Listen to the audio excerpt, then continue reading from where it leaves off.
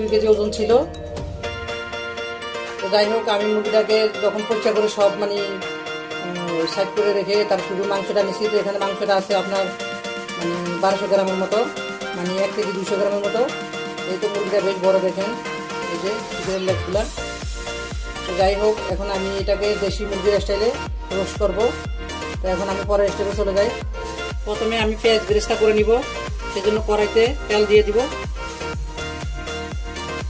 তেলের ভিতরে আমি মুরগি রোস্টটা করবো।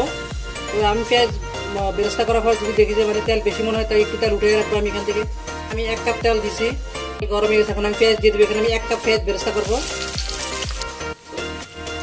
পেঁয়াজ বেরেস্তা করার জন্য পেঁয়াজটাকে বেশি লাড়ালাড়ি করা যাবে না, কিছুক্ষণ পর একটু করে লেড়ে দিলে হবে। আমি 1200 গ্রাম মাংসের জন্য 1 কাপ পেঁয়াজ বেরেস্তা করতেছি। আপনারা যদি মাংস আরও বেশি নেন